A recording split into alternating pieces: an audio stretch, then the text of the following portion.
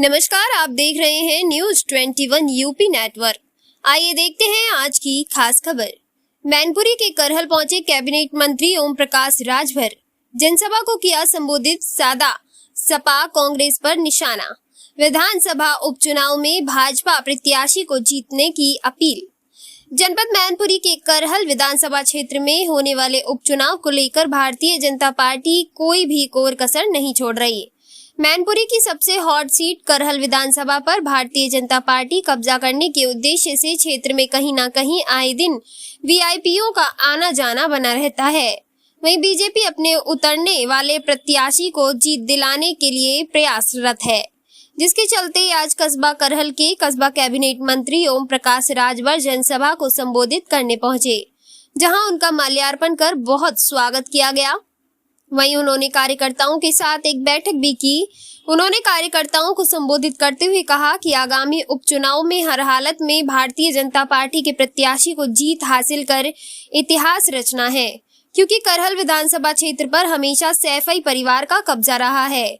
उन्होंने जनसभा को संबोधित करते हुए समाजवादी पार्टी, कांग्रेस व बसपा पर भी जमकर निशाना साधा।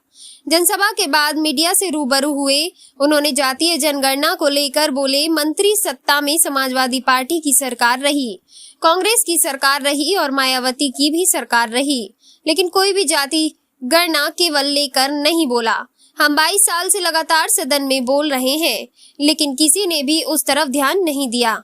अब जनगणना होगी तो वह प्रधानमंत्री नरेंद्र मोदी के नेतृत्व में होगी। उन्होंने शिक्षकों की भर्ती को लेकर कहा कि वे लगातार 1986 से अब तक पहल कर रहे हैं। आज 69,000 शिक्षकों की भर्ती को लेकर उन्होंने कहा कि सहयोग दल है, अपनी क्षमता के हिसाब से ही कार्य कर सकते हैं। हाल को जब शिक्षकों की भर्ती को लेकर कुछ लोग उनके पास गए थे तो उन्होंने शिक्षा मंत्री मनोज जी से बात कही, तो उन्होंने दिल्ली से आकर बात करने की बात कही, लेकिन वे शिक्षकों के साथ हैं। उन्होंने मदरसे को लेकर कहा कि अब सरकार मदरसे शिक्षा को लेकर बदलाव करना चाहती है, सुधार करना चाहती है, तो इसमें बुराई क्या है। आपको बता दें, नमाज के दौरान अगर कोई शिक्षक मदरसे में शिक्षा दे रहा है, लेकिन नया ज्यादा करने के लिए वह किताब रख देगा और नमाज पढ़ने लगेगा, इसमें हमारी सरकार सुधार करना चाहती है, जिसके लिए केंद्र सरकार 60% धन अर्जित करेगी और वहीं प्रदेश सरकार भी 40% धन देने को तैयार है। तो वहीं हिंदी और अंग्रेजी शिक्षकों की नियुक्ति भी कर रही है। मायावती की पीडीए की तर्ज पर काम करने को लेकर उन्होंने कहा कि प्रदेश में जितने भी नेता हैं, सब पिक्चरों को जोड़ने में लगे हुए हैं। उन्होंने राहुल गांधी पर निशाना साधते हुए कहा कि राहुल गांधी विदेश में जाकर भारत की बुराई करने में जुटे हुए हैं। केंद्रीय मंत्री ओम प्रकाश राजभर ने मीडिया से रूबरू होते हुए क्या कुछ कहा और कहा, देखेंगे इस खास खबर में। अभी आपने जो बात कही तमाम क्या जातिगत जनगणना के पक्षधर हैं आप? हम 22 साल से बोलते हैं। 5 साल समाजवादी पार्टी 4 बार सत्ता में थी, एको बार नहीं बोली। बहुजन समाज पार्टी सत्ता में थी, एको बार नहीं बोली। कांग्रेस सत्ता में थी, एको बार नहीं बोली। हम सदन से लेकर सड़क तक बोलते रहते हैं। आज फिर कह रहा हूँ, जातिवार जनगणना कोई कराएगा तो एनडीए सरकार माननीय नरेंद्र मोदी जी के ही नेतृत्व में होगी। 69,000 होने की बात आ रही है। जहाँ तक सवाल आपने 69,000 की किया, मैं फिर कह रहा हूँ कि 1986 से इस लड़ाई को हम लड़ रहे हैं। हम माननीय कांशीराम जी के साथ रह करके मंडल कमीशन लागू कराने की लड़ाई लड़ते लड़ते फिर किन्हीं बिंदुओं पर बसपा नेता संघ से कुछ विवाद हुआ तो मैं पार्टी बना लिया। और आप बताओ, आप लोग तो गवाह, सदन से लेकर सड़क तक 69,000 शिक्षक भर्ती से ज्यादा हमसे कौन लड़ सकता है, बोला। और मैं अभी हमारे यहाँ आवास पे बच्चे गए थे अभ्यर्थी, मैं उनसे कहा कि चलो मुख्यमंत्री से, मैं उन्हीं के सामने चीफ सेक्रेटरी से मनोज जी से बात की। वो दिल्ली जा रहे थे, उन्होंने कहा कि शाम को आता हूँ तो मुख्यमंत्री से बात करके आपको बताता हूँ।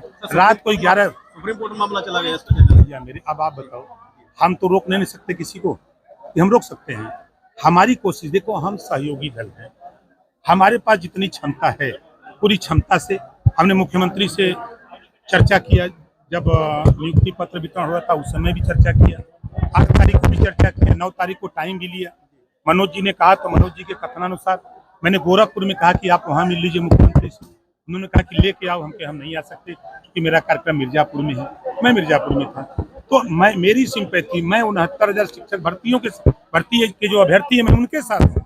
मैं फिर कह रहा हूँ, करने की बात आ रही है। देखिए, सही बात तो कोई बता नहीं रहा है। ब्लैकमेल करने के बाद देखिए, एक स्कीम 2016 में देश के केंद्र सरकार ने लागू किया कि 60% धन हम देंगे और 40% धन राज्य सरकार देगी, और मदरसों में हम अंग्रेजी, साइंस और मैथ पढ़ाएंगे। उसके लिए अध्यापक नियुक्त हुए, ठीक है। फिर पिछले 3 साल पहले केंद्र सरकार ने उस योजना को बंद कर दिया। 1 साल प्रदेश सरकार ने अपने जो अंशदान था वो पैसा दिया, तो उस पैसे के बाद उन्होंने बंद कर दिया 2 साल से। तो उसी चीज को मदरसे के लोग कह रहे हैं। आप अगर उसको पढ़ेंगे तब समझ में आएगा। दूसरी बात वो कह रहे हैं ना कि मदरसों को मान्यता नहीं दी जा रही, उसको जो है ऑनलाइन पोर्टल खोला गया, कहा है ना, तो उनकी यूनियन के लोग हैं। तो उनका कहना है कि जो हमारा या तो अध्यापकों का जो तनख्वाह सैलरी है वो मिले, उनको रखा जाए काम पे, और नहीं तो ये स्कीम बंद कर दिया जाए जो केंद्र सरकार की मायावती लगातार ओवैसी आवासी कर रहे हैं। मायावती पीडीए की रणनीति पे काम कर रही हैं और दलित, पिछड़ों और मुसलमानों को जोड़ने में जुटे हैं, क्या कहना चाहेंगे?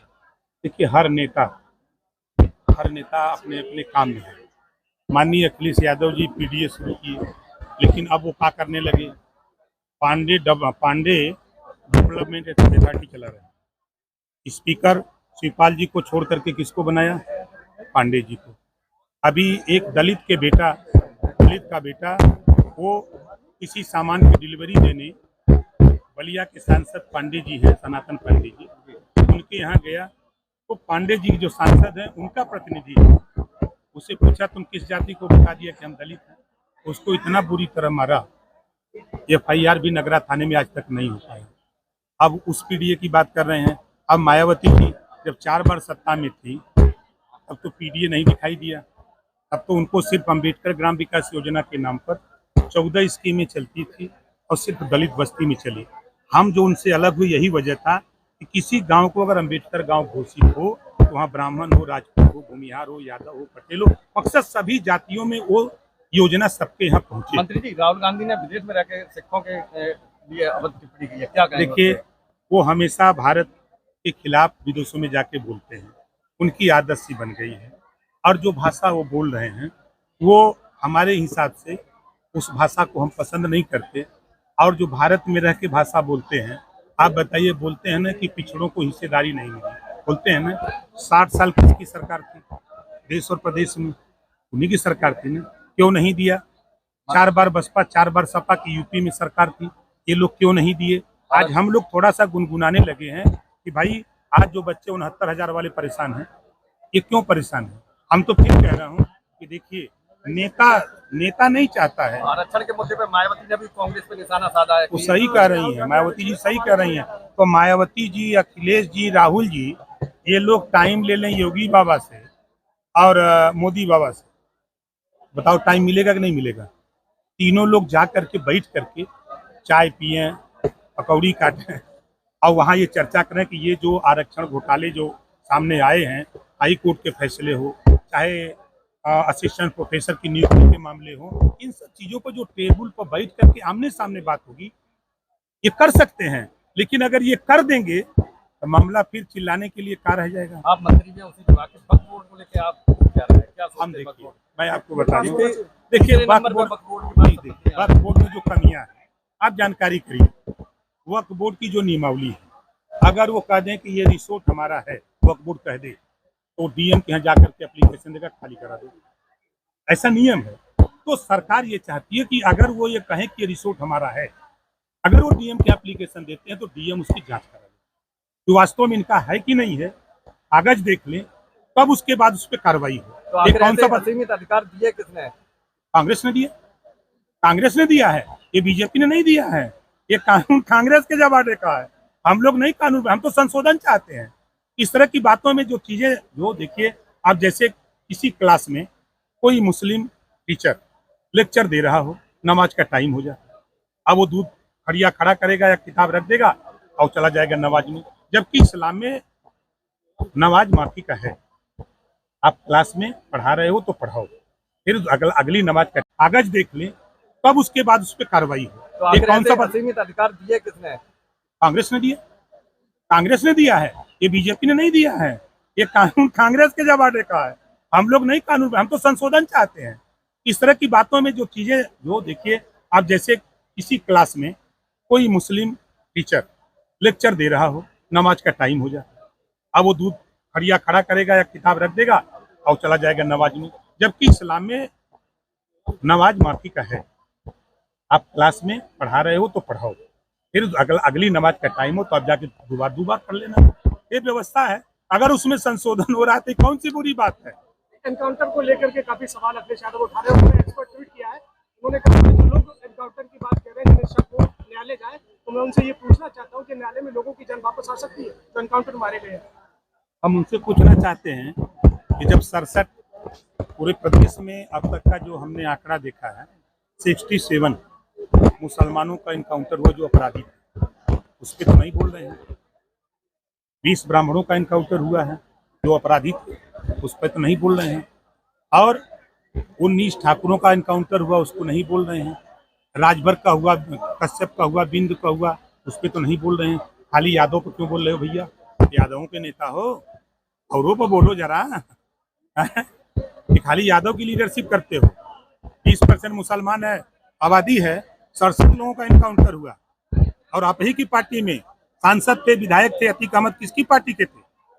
अगर कहा जाए, इससे पहले सीएम योगी की, डिप्टी सीएम ब्रजेश पाठक की और तीसरी आपकी जनसभा हुई है, क्या ये जो चुनाव होने जा रहा है इसी की तैयारी? अच्छा ये बताओ, हम नया आए हैं, आप ही लोग बताओ। हम रूटीन में कार्यक्रम करते हैं। अब हमारा कार्यक्रम पश्चिम में है, गाजियाबाद तक में कार्यक्रम कर रहे हैं, क्योंकि हम अपनी पार्टी को ग्रोथ में ले जा रहे हैं। ज़्यादा से ज़्यादा संगठन का विकास हो, लोग अपने हक के लिए जागरूक हों। जैसे आप लोग ही, हमको अंदाजे कि आप लोग अपने जीवन में दर्जनों नेता बना दिए होंगे दिल्ली लखनऊ के लिए, लेकिन पत्रकार आयोग की गठन की बात तो कोई नहीं करता है। अगर ये करता है तो प्रकाश राजभर। अच्छा, भी महिला आयोग में जो चुनाव हुआ उसको लेके अपर्णा यादव कुछ ना कुछ जो उपाध्यक्ष का पद मिला। देखिए आपको बता दें कि पद है सीमित, 403 विधानसभा की सीटें हैं, और लड़ने वाले कम से कम नहीं कुछ तो हमको अंदाज 1 लाख लोग हैं, तो कहाँ से देंगे टिकट? लेकिन नाराजगी थी कुछ उनकी। स्वाभाविक है, देखिए कोई आदमी चाहता है कि लड़के, भाई किसान जिस तरह खेत में लड़ करके अच्छी फसल लेना चाहता है, उसी तरह हर नेता सोचता है कि हमको अच्छा पद मिले, वो भी लड़ता है। उसका अधिकार है लड़ना, अपनी पार्टी में अपने नेता से लड़ना उसका अधिकार है। आप एनडीए का हिस्सा है, केरल में तो प्रत्याशी अभी तक नहीं आया। भैया मेरे, हम प्रत्याशी नहीं तय करते, हम अपनी पार्टी। हाँ नहीं, आपके कार्यक्रम में सभी वीडियो और सेक्रेटरी को फंसे लाने के लिए, भीड़ इकट्ठी करने के लिए एक पत्र जारी किया गया है। नहीं, मुझे ऐसी कोई जानकारी नहीं है। यहाँ आए हुए जो लोग हैं वो भारतीय समाज पार्टी के सिपाही, हमारे नेता इस मंडल के अलग अलग जिले से जिलाध्यक्ष और मंडल अध्यक्ष प्रदेश के नेता आए थे। वो गांव-गांव जाकर के खुद जो है चौपाल लगा करके लोगों को नहीं महाराज, पत्र सोशल मीडिया पर जारी हो रहा है, वो आपका जो ये हम नहीं जानते, हमको नहीं पता भैया, हम ऐसा नहीं करते, हम अपने मन से हैं, हम स्वतंत्र हैं। आपकी सरकार है, उसके बाद भी बीजेपी कहती है कि महिलाएं सुरक्षित। कासगंज में अधिवक्ता की दुर्दम हत्या, इतनी बुरी घटना के बाद अभी तक कोई कार्रवाई नहीं। अच्छा ये बताओ, कोई नई घटना है? आप बताओ, आज़ादी के बाद से आप एक नई घटना बता रहे हो, आप ईमानदारी से बताओ। आज योगी जी की सरकार 7.5 साल लगभग पूरा कर रही है, आप बताओ कि दंगा रुका कि नहीं रुका? पहला चीज, कर्फ्यू कहीं बताओ रुका कि नहीं रुका? आज सब लोग उससे आज़ाद हैं ना। आज प्रयास हर सरकार कहती है कि हम बेहतर व्यवस्था दें, उसमें योगी जी के नेतृत्व में हम सब लोग लगे हैं। हम भैया सहयोगी दल के हैं, भारतीय जनता पार्टी में हमारा गठबंधन है, एनडीए में हम वहाँ हैं। हमसे जितनी मदद होगी उतना हम गरीब, कमजोर, पिछड़े, दलित। मंत्री जी, एक आखिरी सवाल आपसे। हिमाचल प्रदेश के शिमला में एक मस्जिद को लेकर काफी बवाल मचा हुआ है। अरे यूपी की बात करो, नहीं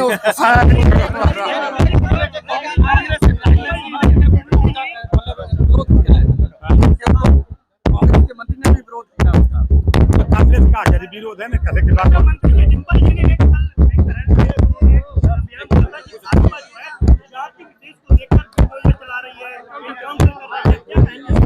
अगर इस पे कहा जाए तो जब समाजवादी पार्टी की सरकार थी तो 27% आरक्षण क्या जाति देख करके नहीं दिया गया है? आप समाजवादी से पूछिएगा, यहाँ आए हुए चाहे कश्यप हो, चाहे साक्य सैनी माली हो, चाहे बिंद केवट मल्ला हो, चाहे राजभर चौहान हो, जो अति पिछड़ी जाति है, नाई गोंड कुम्हार लोहार है, क्या जाति देख करके भर्ती नहीं हुई पुलिस में, लेखपाल में, ग्राम सेवक में? उंगली उठाने से पहले अपने गृहबान में तो झांक के देखो कि मैंने सरकार चलाई तो क्या किया है, क्या पिछड़ों को हक देने का बराबर हिस्सा हुआ? चलिए।